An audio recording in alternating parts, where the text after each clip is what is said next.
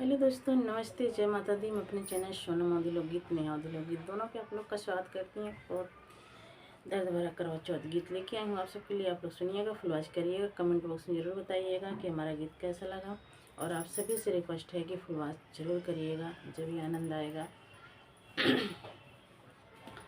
सात बीरानावा के बिछावा दुलारी, एक वाहिनी दुलारी, एक वाहिनी नी हो सखिया सातौ भौजी करवा बरत करई चौथी बरत करई हो सखिया सातौ भौजी करवा बरत करई चौथी बरत करई हो सखिया बहिनी जे पूजई करवा करवा व्रत करवई करवा व्रत करवई हो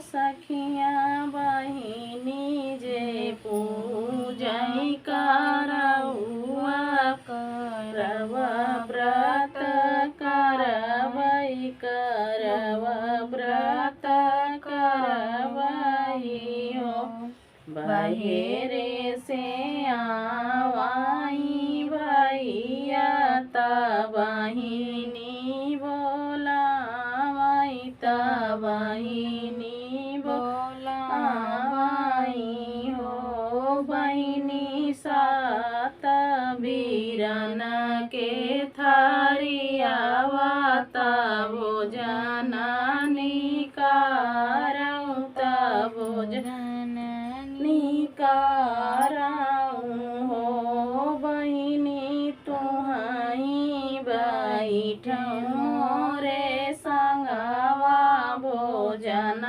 कइले तेउ भोजन कइले तेउ इतनी बचन सुनई बहिनी तबैया से आरज करई भैया से आरज करई हो भैया आजू मोरे पहिली चौथिया भोजन नहीं करबई भोजन नहीं करबई हो भैया आजू मोरी पहिली चौथिया भोजन नहीं करबई भोजन नहीं करबई हो भैया साँझवई क दे भैया रगिया तबई व्रत खोलबई तबई व्रत खोलबई हो भैया साँझवई क दे भैया रगिया तबई व्रत खोलबई तबई व्रत खोलबई हो एक घड़ी बीतली दूसर घड़ी और तीसर घड़ी और तीसर घड़ी हो सखिया बहिनी जे बैठी हैं भूखी ताया उर पिया सीताया उर पिया सिनी हो सखिया सातौ भैया बहिनी का देखई मानही माना सोचई मानही माना सोचई हो बहिनी सातौ भैया बहिनी का देख देखाई मानाई माना सोचाई मानाई माना सोचाई हो। एक भैया लिए हैं दिया ना दूसरे भैया चलानी दूसरे भैया चलानी नी हो। बहिनी चढ़ गए चैन पेड़ावाता दिया ना जलावाई ता दिया ना देखावाई हो। बहिनी चढ़ी गए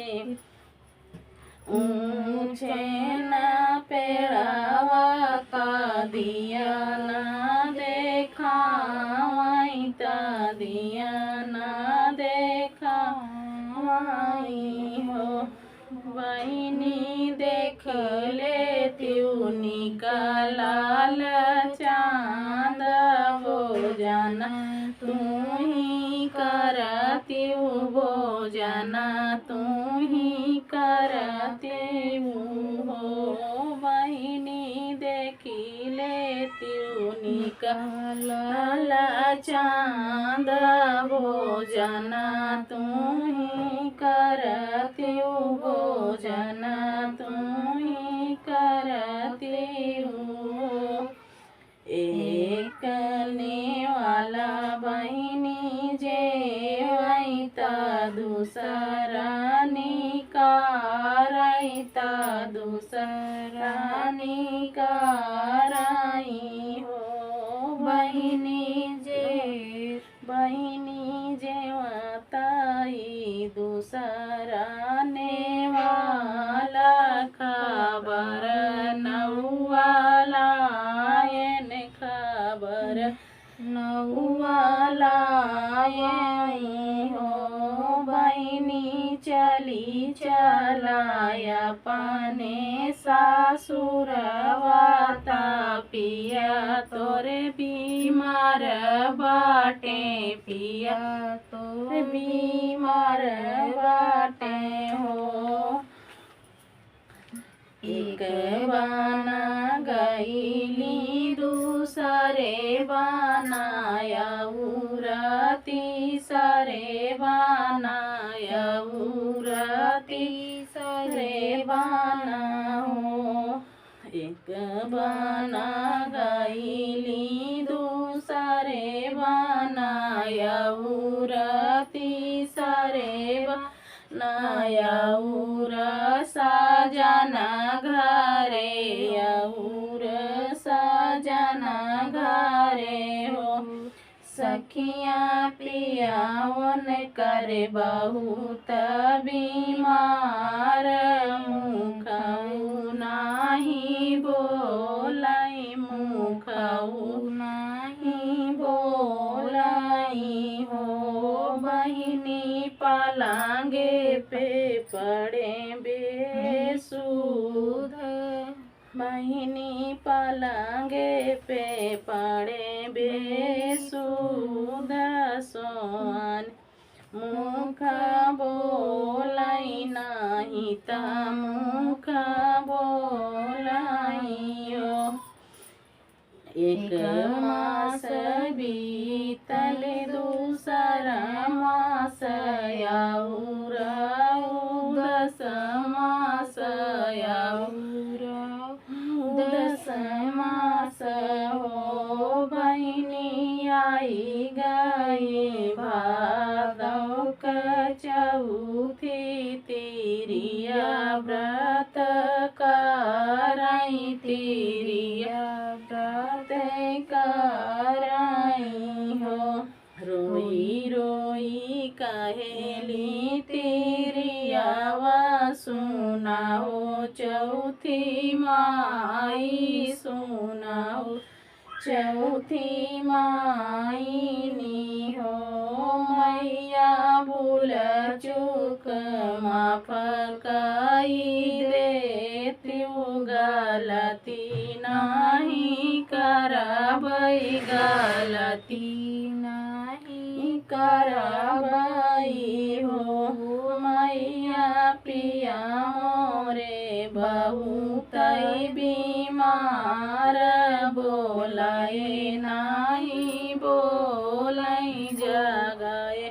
नहीं जागई हो मैया पिया मोरा बहु कई गा बीमार बोलाए नहीं बोलाए नहीं बोलाई हो इतनी बचन सुनई मैया तिरिया से बोलाई तिरिया वासे बोलाई हो बेटी कार्तिक मास के चौथिया मैया तो हसीर उठल मैया तो हसीर उठल बेटियों नहीं से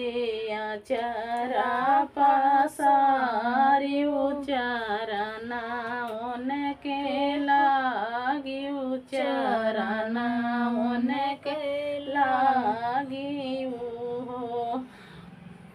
पितत बीतत 12 मास कदी की चौथी आई करती की चौथी आई हो बहिनी तिरिया जे चौथी व्रत करई मैया के मनावई त मैया के मनावई हो मैया भूल चूक माफ कई देत्यु गलती नहीं करवई गलती नहीं करवई हो रहवई बरत निराहारिता पानी नहीं पियबई ता पानी नहीं पियबई हो मैया सजावई के देवैया रगिया पूजन हम करवई पूजन हम करवई हो मैया दिलवा से करवई पूजन गलती नहीं करवई गलती नहीं करवई हो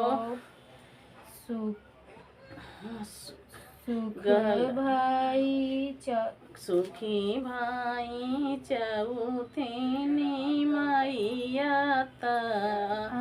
शीस भर दिहलिया शीस भर दिहलिनी हो बहिनी खुश भाई चौथी मैया शीस भर दिहलिया शीस भर दिहलिनी हो बहिनी पियावन कर हासे उठी बैल बैठई तारानी कही बोला मई तारानी कही बोला मई हो बहिनी पियावन कर हंस उठी बैठई तारानी कही बोला मई तारानी